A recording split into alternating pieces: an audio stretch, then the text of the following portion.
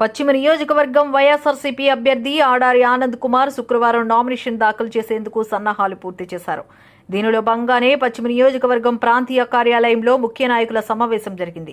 ఈ సమావేశంలో ఆడారి ఆనంద్ కుమార్ మాట్లాడుతూ శుక్రవారం నామినేషన్ దాఖలుకు ర్యాలీగా బయలుదేరి వెళ్లడం జరుగుతుందని, నాయకులతో పాటు కార్యకర్తలు, పార్టీ అభిమానులు అశేష జనవాహిని తరలివచ్చి జయప్రదం చేయాలని కోరుతూ మే 13వ తారీఖున జరిగే ఎన్నికల్లో అత్యధిక మెజారిటీతో తనను గెలిపించాలని, తద్వారా నియోజకవర్గాన్ని మరింత అభివృద్ధి పరిచే విధంగా సేవలు తాను అందిస్తానని ఆయన ఆశాభావం వ్యక్తం చేశారు.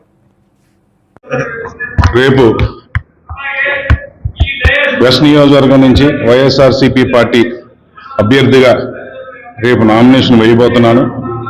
మరి వెస్ట్ నియోజకవర్గం ప్రజలందరికీ కూడా రేపు నామినేషన్కి వచ్చి ప్రజలందరూ కూడా నన్ను దీవించాలని, రేపు రాబోయే 13వ తారీఖు మే 13వ తారీఖు జరిగే ఎలక్షన్లో భారీ మెజార్టీతో గెలిపిస్తారని, రేపు నామినేషన్స్కి వచ్చి దీవించి నన్ను రేపు ఎలక్షన్లో ఒక ఎమ్మెల్యేగా మీ అందరికీ సేవ చేసుకునే అవకాశం ఇస్తారని మనస్ఫూర్తిగా అందరినీ కోరుతూ రేపు అందరినీ కూడా నామినేషన్స్కి వచ్చి మమ్మల్ని దీవించాలని మనస్ఫూర్తిగా కోరుతున్నాను.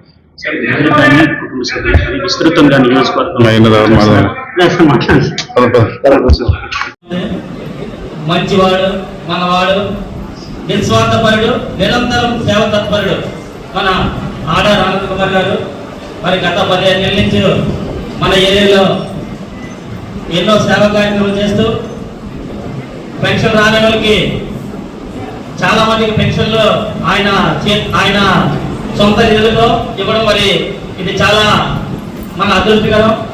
ఎందుకంటే మరి ఈరోజు రాష్ట్ర ముఖ్యమంత్రి గారు చేస్తున్న అభివృద్ధి పనులు చూసి మరి ఈరోజు ఆనంద్ కుమార్ గారికి మనం అత్యంత మెజారిటీతో గెలిపించి ఈ యొక్క నియోజకవర్గంలో ఆంధ్రప్రదేశ్ లో ఎక్కడ లేని విధంగా మనం అందరం ఎవరు కూడా లొంగకుండా, ఎవరు కూడా ఏ లోపడకుండా మనం అందరం నిస్వార్థంగా పనిచేయాలని మరి మిమ్మల్ని అందరినీ కోరుకుంటూ, మరి ఇక చేస్తున్న ఈ మంచి పనులే చూసి మన జగన్మోహన్ రెడ్డి గారు ఆయన్ని ముఖ్యమంత్రి గారు ఇక్కడ ఎమ్మెల్యేగా నిలబడటం, మరి ఈ ప్రాంతంలో ఏదైతే ఎవరికైతే ఇల్లు రాలేదో వాళ్ళు కూడా ఇల్లు కట్టిన వ్యక్తి మన ఆడారి ఆనంద్ కుమార్ గారు.